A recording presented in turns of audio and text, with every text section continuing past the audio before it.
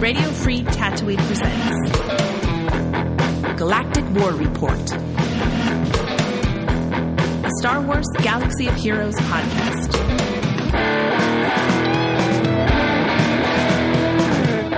Boshuda, fellow Hollow Table Hustlers. You're tuned into Galactic War Report, a Star Wars Galaxy of Heroes podcast that's better than some and worse than others. I'm Sean, a.k.a. the other Sean, and there's no one else but me here, so you get to deal with this. No, Josh had something come up, so I said, you know what? I could talk about Captain Enoch for an hour. Let's do it. That's really the news this week, is Captain Enoch, the last of the new Imperial troopers that aren't Empire or Imperial Trooper kind of faction, is being released as I record. He'll be released tomorrow, but by the time this comes out, we'll all have an Enoch on our roster. So we're going to talk about that. We're going to talk about this new Lightspeed Bundle with Ki-Adi-Mundi. Are you kidding me? Probably the most pain in the butt character to acquire in this game right now. And they're just going to let people skip the line for a little bit of cash. And I think that's very exciting. We also got the next set of requirements for Galactic Legend Ahsoka, and there's just a couple other little updates that have popped. So we're going to talk about all that, as well as, I guess I always say I'm going to talk about all that, as well as a couple other things throughout the week: the Grand Arena, the raid, the whatever else has been going on. But first and foremost, because this show can get a little spicy sometimes, I had a real bad Grand Arena today. I'm just going to let you guys know. We'll talk about it more later, but I had a really bad Grand Arena. I streamed it on Twitch, and it was monumentally bad. It was like the Trump-Musk interview, basically. It was that level of technical failures and just an absolute circus. So we'll get there. But first, let's have some positivity. Let's celebrate some blurf days.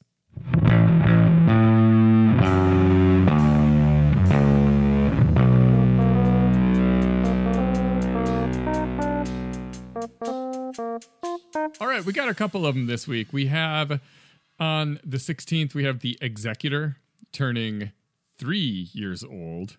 3 years of executing.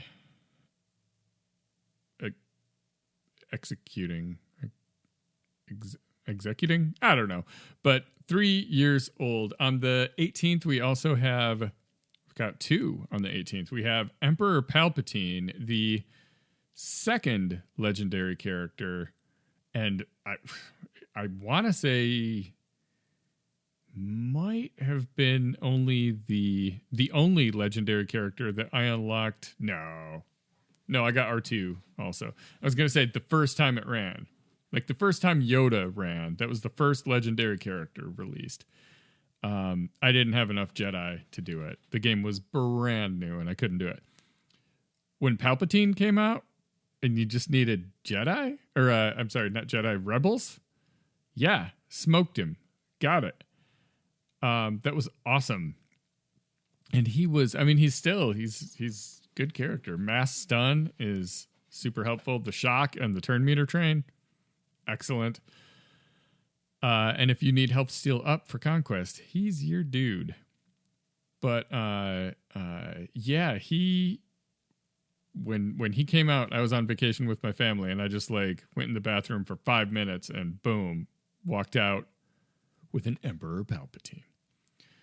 The other one is Skiffguard Lando, turning 2 years old. I thought it was longer than that, but I guess, 2 years was when the Jabba team first released. And Skiffy, he's kind of like the one guy that kind of gets left out of my Jabba team in Rise of the Empire because he's only Relic 5. You could leave him out on the crate raid, and you could do like an undersized squad. I got real used to that, and I never reliced him up to match. So he's Relic 5. He can participate in day 1 of Rise of the Empire. But then he's done. So, happy birthday. Anyways, so I should take him up to Relic 8 someday. But Lord knows we all got projects. So let's take a look at this week's upcoming in-game events, brought to you by swgohevents.com. For a complete list of past, present, and future events, swgohevents.com is a universe of info in a galaxy of heroes. This week, you guys, it's loaded. Fortunately, we have the trade-off on Monday. We're done with Conquest, and we get Rise of the Empire. That's just the way it really just always ought to be. It should never have both of those things start at the same time on the same day. That's torture. But this week on Friday, the 16th, we've got an Omega Battle on Hoth.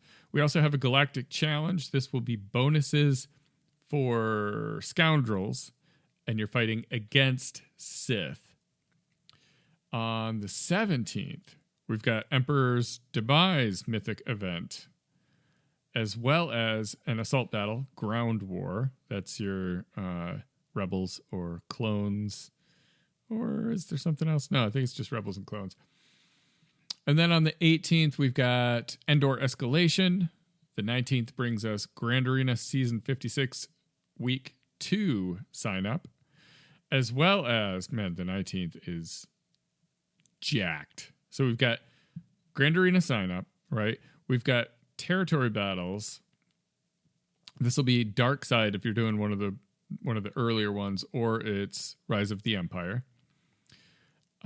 We also have an Omega battle, and because Conquest is ending, we have Ultimate Journey and Proving Grounds. So we're going to be busy. Additionally, on the 19th, Galactic Challenge. So get up early. Not too early. You got to wait for Bit Dynasty to put out his video, right? So wait for that. Check that out. Get your challenge done early. Get your dailies done early so that you can do your Rise of the Empire. And the Ultimate Journey stuff. I mean, that's... Ultimate Journey is one of those events to me that is like a pretty good balance of amount of effort you put in to the rewards you get. The rewards are good, and it's not an obscene amount of work. It's actually a kind of fun event. I like that. What else? On the 19th, we have those plus the Galactic Challenge. Yep. On the 20th, we have a Journey Guide Fleet Mastery event you may have heard of called Dark Sovereign. That's for your Leviathan blueprints. 21st is Duel of the Fates. I'm jacked about that. I keep saying jacked. I'm excited for that, I should say. Speak like a normal human. That's of course the assault battle that is just Master Qui-Gon and Padawan Obi-Wan. I have them both up to Relic 5 now, so I can do a little more. They're in my favorites. I want to take them both to Relic 9. I really do. But, we're doing what we can. So that is on the 21st. On the 22nd, then, we have another Defense of Dathomir. We're getting real used to those, and I don't mind it. And then on the 22nd, we also have another Fleet Mastery. This is for Endurance. So it's a busy, busy week. But we're going to be, like I said, we're wrapping up Conquest. This is it. This is absolutely it. And for this set. So get what you can get. Get in there, get those datacrons, get that Luthen rail, and I'll see you next week when we can breathe a little more. I mean, we've got territory battles, which is arguably more work, but All right, before we dive into this week's top stories, I want to give a quick shout out to our fantastic Patreon supporters. If you enjoy what we do and you want to be part of our exclusive community, head over to patreon.com/Galactic War Report. Your support makes this podcast possible, and you'll even get access to the VIP section of our Discord server for some behind-the-scenes banter and possibly live Doth chats. Ooh. Now then, I guess I'll punch it. Okay, the big news is Captain Enoch, and we're going to get there, but I want to kind of like pick away at the other smaller stories here. One that just has been driving me nuts, and I thought it was me, and I think a lot of us were in this situation where we just kind of figured it was something we were doing or our device or something.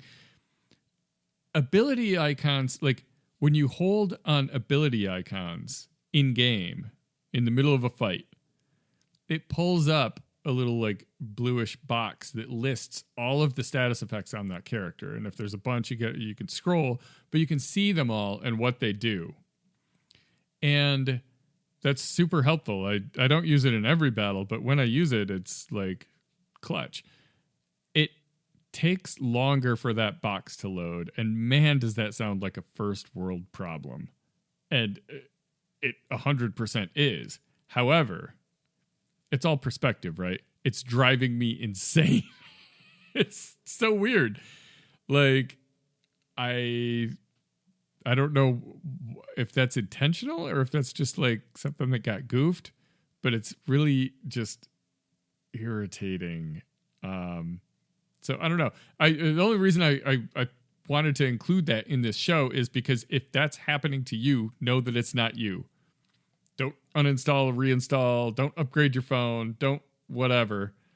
It's just a weird thing that the game's doing right now. I saw a post about it on Reddit, and it made me so happy to see that so many other people were also confused about that. Not a huge thing. I do want to, let's see, I'll transition here into the Galactic Legend Ahsoka requirements, because we got our second batch.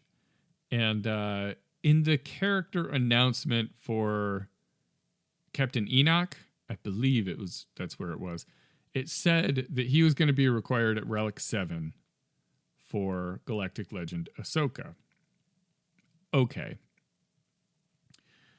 I mean, that's just, sure. The other thing was it had bonus info in that post that said Commander Ahsoka Tano would be required at Relic 9. So that's why you're seeing a lot of those in Arena, if you didn't know, because she's a requirement. So that is 2 Relic 9 requirements, and they are Snips and Cat. Now, there's one more batch of requirements coming out, and there is a good amount of fear that we're going to have to take Fulcrum Ahsoka to Relic 9. And I think I speak for like almost everyone when I say we don't want to. I mean, come on. Relic 9 requirements are tough. 2 Relic 9s is oof. But I think there's a pretty good chance we got to take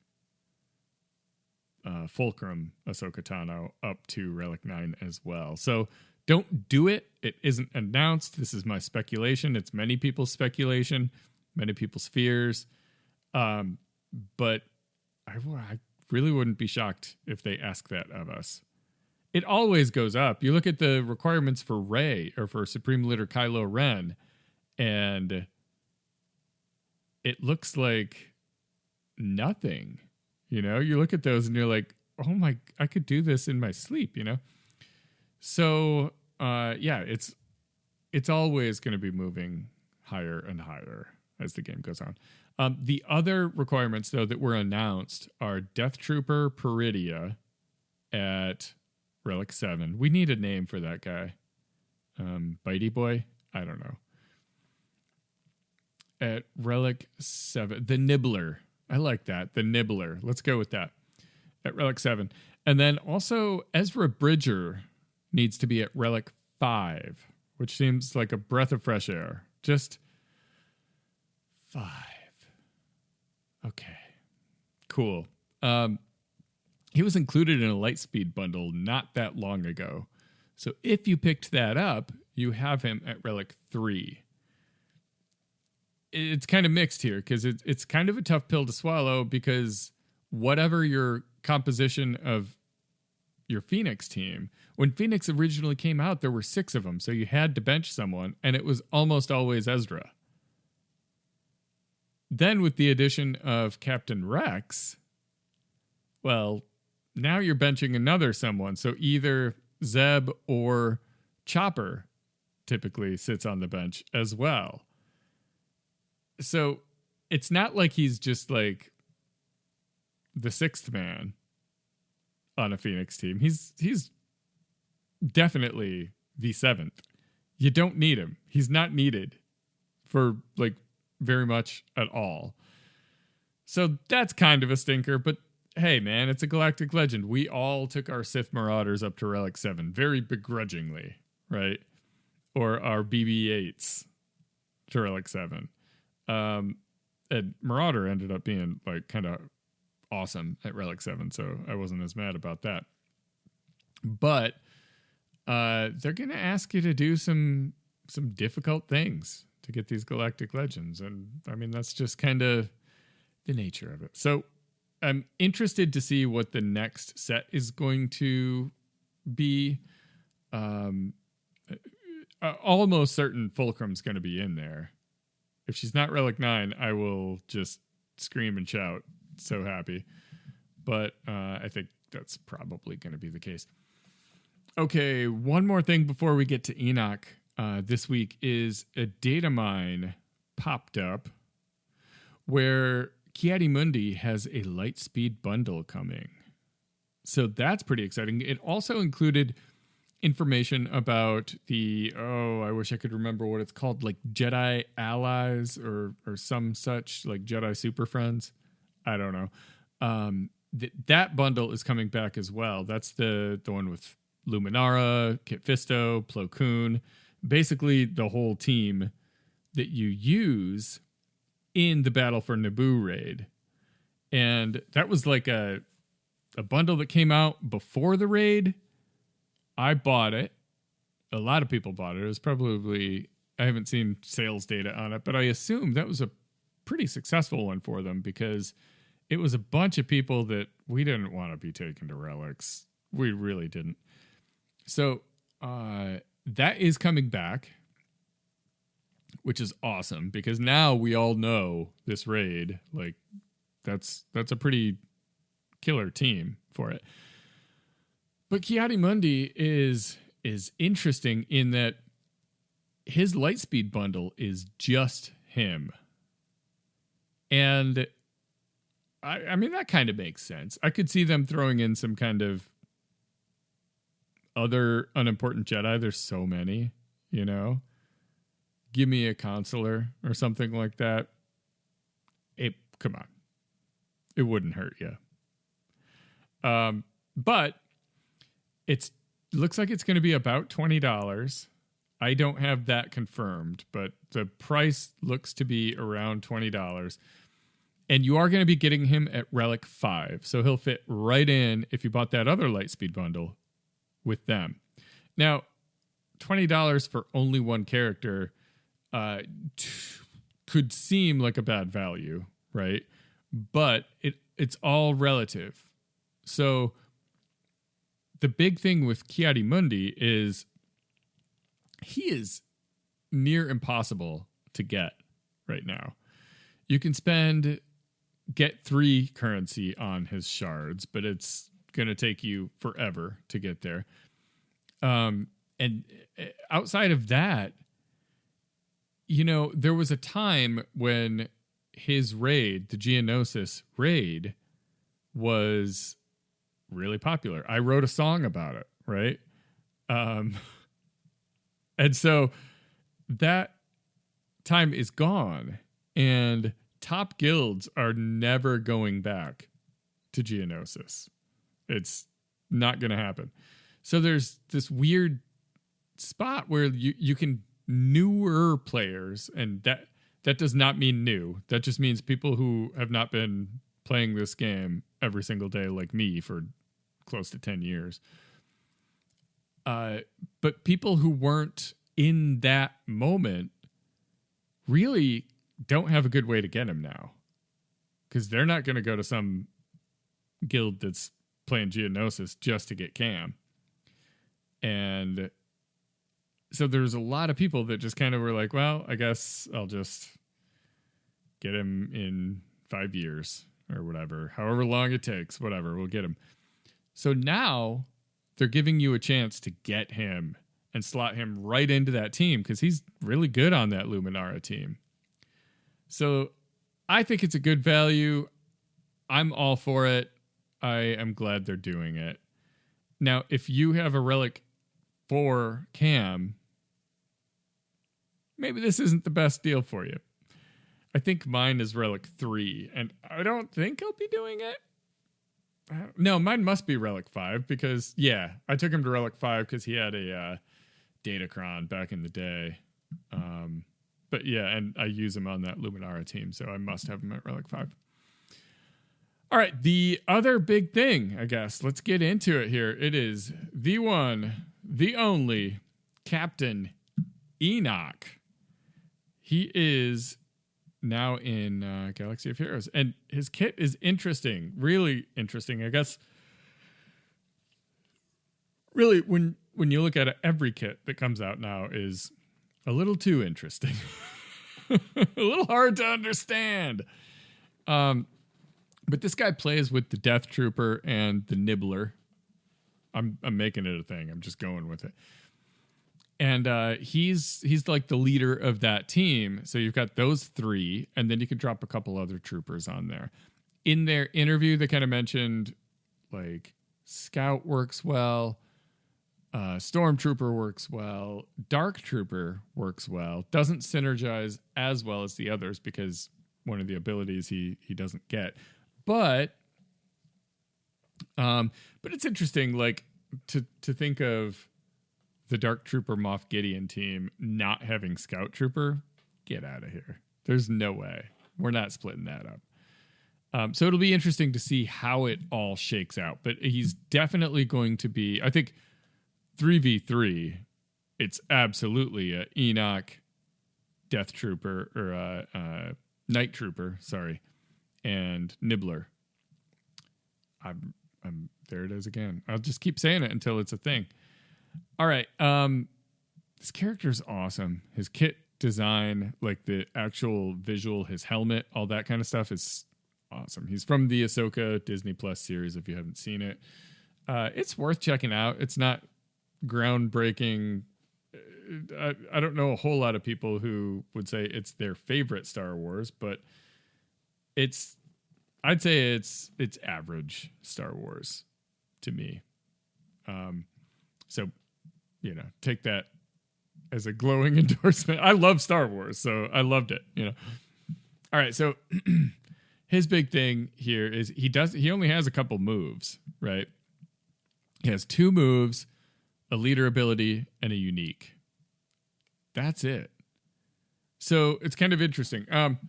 Let's look. Let's go ability by ability. His basic is called Die Well, which I like. And it is deal physical damage to target enemy and remove 5% of their turn meter. If the target has blight, deal damage again. During Captain Enoch's turn, if target enemy has blight, Imperial Remnant allies gain critical damage up for 1 turn and reduce the cooldown of Last Command by 1. Last Command is his other maneuver, his one special. And it's very cool looking. Like Thrawn just kind of appears in front of him via like hologram and gives the last command. Dispel all debuffs on all Imperial Remnant allies, and they gain protection up 60% for 2 turns and 20% turn meter. and all enemies with blight lose 5% turn meter. Allies with decay gain crit avoidance up for 2 turns, and you call another random ally with decay to assist, dealing 40% less damage. If all allies were Imperial Remnant at the start of battle, attackers gain advantage for 1 turn. Cool. I love it. I mean, the big thing really is the dispel all debuffs is awesome. You need someone on your team that can do that. All right. His unique ability is called Ominous Sentinel. And this is an Omicron for territory battles. And it looks like maybe a good one. So we'll see. The other thing to keep in mind is these guys are all required at Relic 7. So for Rise of the Empire, and Scout Troopers are a requirement for Leia at Relic 7. So like, yeah, okay, we're talking now.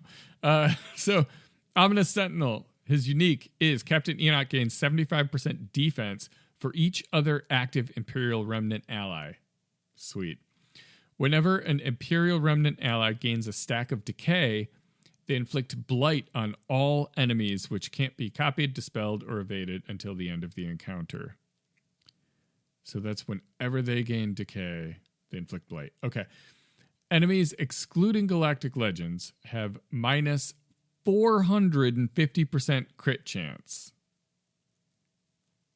So, for any of you hotshots that think, well, that's cool, I've got a team that works off advantage anyways.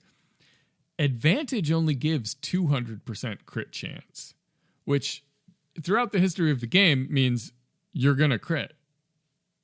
I mean, unless they have crit immunity. 2 plus 200% crit chance means every hit's going to be a crit, right? No, not with minus 450% crit chance. So that's real, real hard to crit. At the start of each Imperial Remnant ally's turn, you dispel advantage from all enemies. So even if they had it, good grief. Dispel advantage from all enemies, and those enemies lose 25% offense for 2 turns. I can already see I'm going to hate this team. I hate defensive teams, and this is a stupid defensive team. So while in territory battles, Imperial Remnant allies gain 150% max health. Whenever an Imperial Remnant ally is damaged by an enemy, other Imperial Remnant allies gain 5% turn meter. At the start of each encounter, Imperial Remnant allies gain protection up 200% for 3 turns, which can't be dispelled. Whenever an Imperial Remnant ally is defeated, they deal true damage to all enemies equal to 30% of their max health, plus an additional 30% of their max health per their relic amplifier level. This damage can't defeat enemies and can't be evaded. So that all that extra stuff I just said was just in territory battles. Thank God. I mean that otherwise, if that was outside of territory battles, I would quit the game instantly without a thought. No way I'm playing this. No way. All right, leader ability is Arbiter of Decay. And this is Imperial Remnant allies have plus 50% crit avoidance, plus 75% potency, and plus 15 speed. At the start of battle, if all allies are Imperial Remnant and no other allies are Empire with the leader tag, whenever another non-droid Imperial Remnant ally would be reduced to 1% health from a non-critical hit, if they have less than 9 stacks of decay, they recover 100% of their health and protection and gain a stack of decay, maximum of 9, until the end of the battle, which can't be copied, dispelled, or prevented. Non-droid Imperial Remnant allies are immune to healing immunity. So, I mentioned earlier that Dark Trooper doesn't fully synergize. It's just because he doesn't get this ability. Everything else is pretty legit, and anyone who's spent time playing with Dark Trooper knows that, like, he's kind of amazing. So I don't think that it's going to be a problem to slide him over to this team. Let's see, what else do we have? During his turn, if he uses Die Well, his basic, if an Imperial Remnant ally has less than 3 stacks of decay and less than 50% health, he deals true damage to them equal to 100% of their max health, which can't be evaded. So, he kills him off and brings him back. Kills him off, brings him back. Allies with decay have plus 50% crit avoidance and tenacity, and plus 150% max health. Whenever an Imperial Remnant ally gains a stack of decay, they taunt for 1 turn, and Imperial Remnant tank allies taunt for 1 turn. Decay gives them minus 10% health limit per stack, and they can't do health steal. So, there's a lot going on, but it seems to me, more than anything, like this is just kind of a brick wall. You can't crit them, and don't try to jack up your crit numbers. You're not going to do it. You're not going to do it. And they're so thick, and they don't die. Instead, they just do what they did in Ahsoka and fall down for a second, pop back up tougher. So it's probably going to be one of my least favorite things in the game, is my guess. It'll be used on defense. I don't think there's any doubt in my mind that this is going to be a defensive staple. So get used to it. What's going to beat it? Man, I don't know. True damage. True damage is good. Right? I think. I don't know. It's going to be a mess. It's going to be an absolute mess. But yeah, that's coming out as I record. That's coming out tomorrow. So we'll all go through the event by the time this releases. All right. So what else do we have for you today? Conquest. I'm in a spot in Conquest where I kind of like I bought all the shards of Luthen from all the little shops. And if you recall, I max created the first run, so 2 conquests ago. I got second to last crate last time. And this time I'm only shooting for second to last crate because I bought all of his stuff and I got the pass. And I'm at a spot right now where I don't need to get max crate. And I would much rather just get to where I'm going to unlock him and focus on data crons.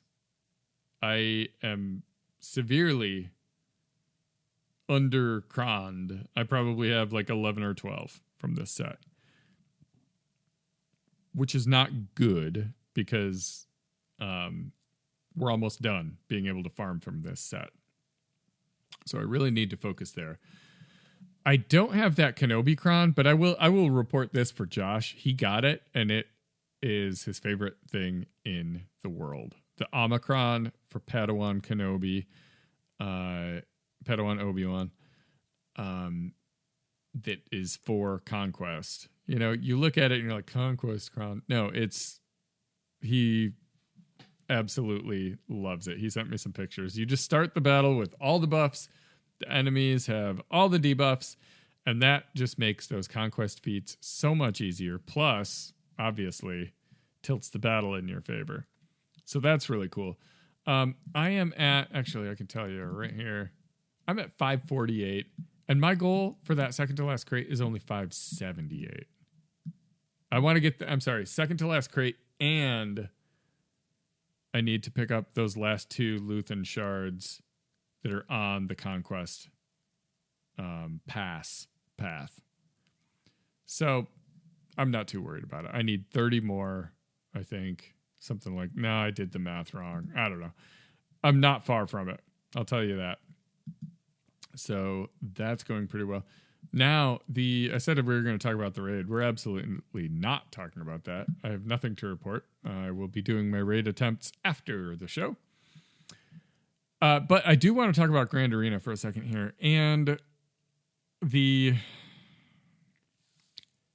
absolute disaster that was my stream today. I'm excited. It's 5v5 again. Let's go. I love this. This is my jam. And then it was just the worst. It was absolutely painful. I went in, let's see, my first match. I thought, golly, how am I going to do this? I don't know. They put everything on defense, and Jedi Master Kenobi on defense is like, I'll say it. I just think that's a jerk move. Don't do that. Don't do it. Because like nothing beats it. Nothing beats it. I sent in Supreme Leader Kylo with his Kron and got murdered. So I did all this careful planning and then just got absolutely demolished. And so like all my planning's right out the window. And then I thought, okay, so if anything else is going to beat it, it's going to be my Jedi Master Kenobi. That is the only other way I'm going to beat this. And their cat was faster than my cat and deleted my cat. And that's not fun. When those two things happen, it's not fun. And I know that like you could mod her faster or you could do this different or whatever. There's like, yes, I know that there is some agency. I accept some responsibility for this, but Star Wars Galaxy of Heroes is not a fun game. That's the issue. It should be. It can be. That Padme Datacron needs to go away, and I know it's going to. But it's terrible. Nothing beats her. Nothing beats her. Reliably, I guess. I know, yes, you can beat her. It does happen, and, whatever. But that's the reality of Grand Arena is you put all this work into this game to get all these toys, and you get in there and you're like, all right, let's go. And you do one fight and the whole thing is for nothing. So this is 3 days of you join, you set up, you attack, and in one battle, my fate is decided for 3 days worth of gameplay. And I know how salty this sounds. I know. I don't care. It's bad. So CG, stop building stuff like that. Stop it with the brick wall teams. Enoch's going to do it too, and it's going to upset me. I just absolutely know that that's the case. So that was my Grand Arena. Now, additionally, I take responsibility for this. I tried to take out Leia with Bane, and I was looking on .gg, but I was so demoralized that I forgot to tell it no Datacron because it was thinking I had the old Bane Cron. So I get that. But I mean, at that point, once you've lost Supreme Leader Kylo and Jedi Master Kenobi and gained nothing, you have lost. There's 2 battles, and you 100% have lost this. There's no way I can win. I scored a total of 133 points. So my opponent is what's his name? Raxelworks or something. It's Relics works. If you are listening to this, just attack me like twice and you'll win. That's it. That's all you got to do.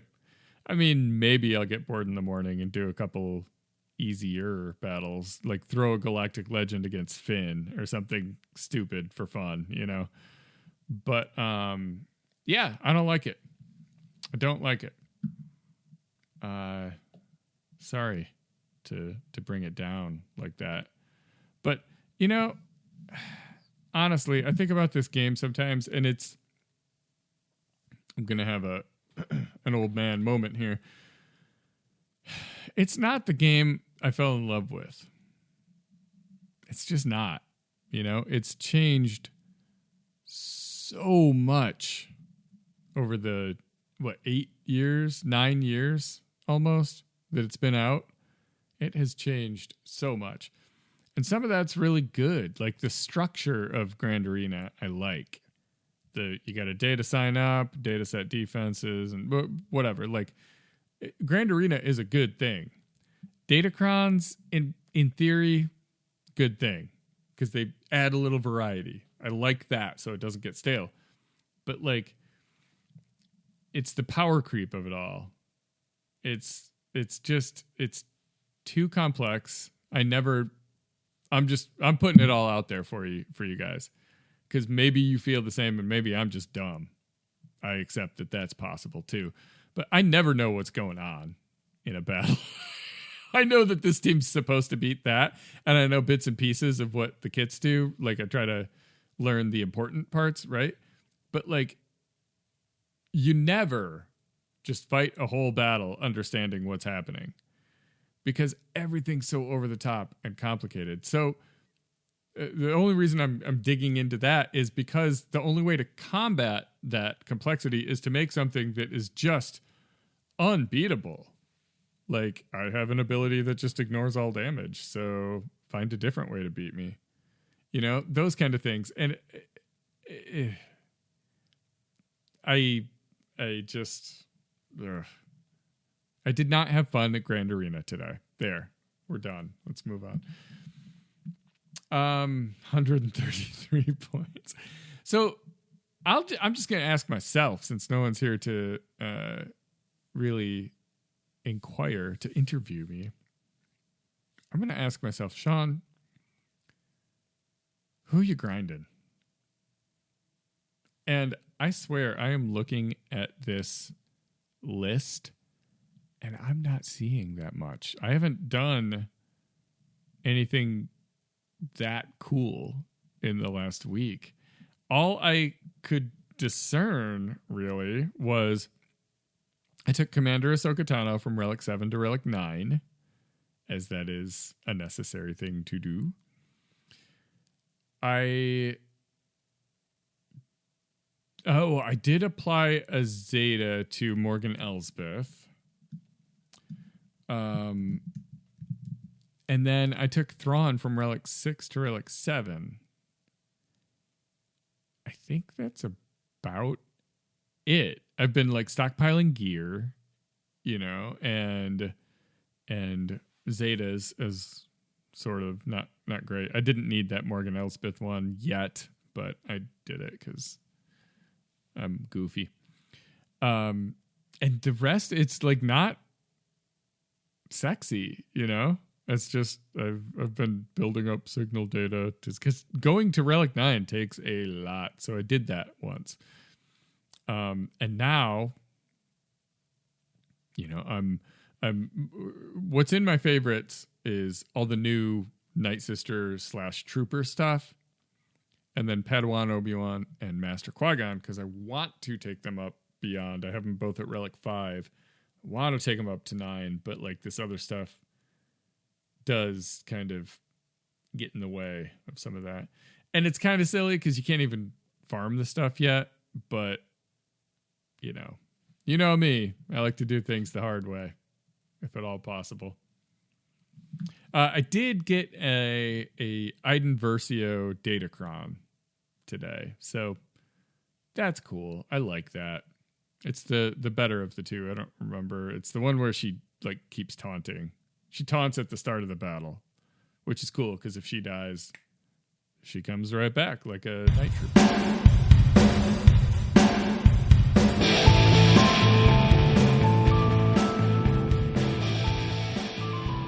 All right, that's all we got for you this week. It may not be the best advice, but at least we didn't recommend you stream your worst video game experience ever for the whole world to see. It's still up on my Twitch. I'm going to leave it up. If you want to continue the conversation, join our Discord server, linked in the show description.